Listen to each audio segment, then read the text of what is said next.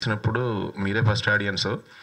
నేను ఏదైతే ఎక్స్పెక్ట్ చేస్తున్నానో దానికి నేను అనుకున్న దానికంటే ఎక్కువ రియాక్ట్ అయ్యారు. ఫ్యాక్ట్ అయితే నాకు ఆ లాస్ట్ డైలాగ్ కానీ ఇందాక అన్నాను నేను దీంతో కిషోర్తో, తమ్ముడు అది రిప్పైందా లాస్ట్ డైలాగు. తన దగ్గర చాలా వెటకారం ఉంటుందండి. తన దగ్గర ఉన్న జెన్యూనిటీ సినిమాలో పెడతాడు తప్ప ఎటకారం పెట్టాడు.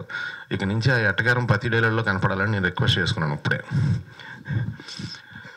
నేను మంచి క్యారెక్టర్ కోసం ఎదురు చూస్తున్న టైంలో నాకు చాలా మంచి క్యారెక్టర్ ఇచ్చి, అంటే నేను భీమవరం చదువుకునేటప్పుడు మేమందరం ఎప్పుడన్నా వైన్ షాప్కి వెళ్ళి కూర్చొని ఉంటే, బార్కి వెళ్ళి కూర్చొని ఉంటే అందరూ నలుగురు మాట్లాడుకునేటప్పుడు ఎలా నేను బిహేవ్ చేసేవాడినో నాకు అలా బిహేవ్ చేసే క్యారెక్టర్ ఇచ్చాడు తను. ఇందులో ఎక్కడ అనవసరమైన ఈ పెట్టుడు పదార్థాలు ఏమి ఉండవండి. ఆ సినిమాతో పాటు వచ్చే ట్రావెల్లో అద్భుతమైన ఫన్ ఉంటుంది. అలాగే ఈ కథని నమ్మి నవీన్ గారు, రవి గారు, మోహన్ గారు వీళ్ళు మైత్రి సంస్థలో దీన్ని యాక్సెప్ట్ చేసి సాయికి ఒక మంచి డిఫరెంట్ సినిమా వచ్చేలా చేస్తున్నందుకు చాలా థ్యాంక్స్ అండి.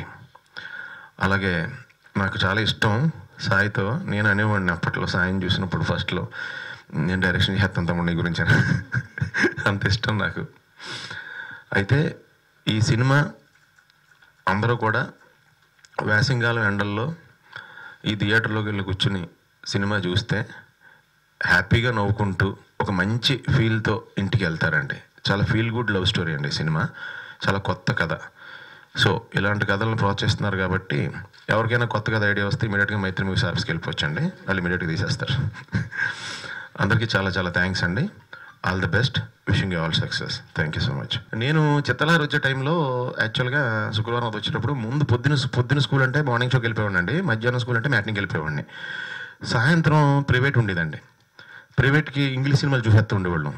ప్రైవేట్ 1 అవరే ఉంటుంది కాబట్టి ట్యూషన్కి.